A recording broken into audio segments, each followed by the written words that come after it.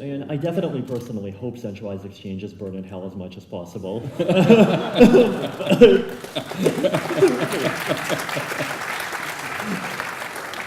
The thing with developers is, right, that we're fairly fungible people. You know, like we can kind of, you know, like one developer goes down, someone else can keep on developing. If someone puts a gun to my head and tells me to write a hard fork patch, I will definitely write a hard fork patch. I will write the GitHub issue. I will write up the code. I will publish it. I will do everything they say.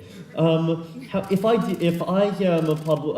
do this and I publish a hard fork patch to delete a bunch of accounts, how many people here would be willing to download and install the update and switch to that chain? I see relatively few raised hands. This is called decentralization.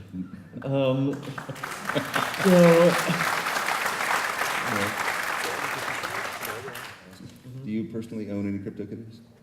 I think like 2 people gave me a couple of CryptoKitties and I haven't really looked at them since, but you know, they're around. In tokenizing real-world assets, whether they're securities or gold or bonds or like fiat or like, I don't know, like pixels of some Banksy photo or whatever, I think is like all interesting. It doesn't seem psychologically that easy for people to make the leap from paying $40 million for a Mona Lisa painting to paying $40 million for a digital private key thingamajig that claims that it has some arbitrary attachment to a Mona Lisa painting. And that's like, okay, fine, I understand that. I don't really understand the art world in general anyway, when you can just like take a painting and then like make a copy that looks almost identical. I don't know, yeah. Even if centralized exchanges end up having a lot of volume, like the better decentralized exchanges are at the as a baseline, kind of the more happy I am, because that way we can really like take away this stupid king-making power that these centralized exchanges have, where they have this ability to just decide which tokens become big by just deciding to list them and then charging these crazy $10 to $15 million listing fees. And like the more we can get away from that world and into something which actually, you know, like satisfies the blockchain values of openness and transparency, the better. I definitely am less optimistic about private and consortium blockchains than I was 2 or 3 years ago.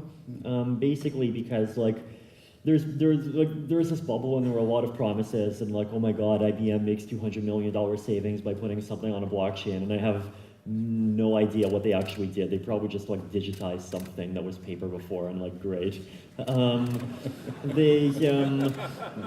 Which other blockchains interest you? By which we can measurably, which other blockchains do you actually have private keys for experimental reasons or whichever? Ooh, well, a lot of this is kind of historical reasons, but Bitcoin, Bitcoin Cash, Bitcoin Gold, I don't know, Bitcoin Uranium, Bitcoin Diamonds, Bitcoin Carbon Dioxide. Let's see. I got some Doge. I think I got some Zcash, and all sorts of Ethereum-based tokens. Right. Yeah.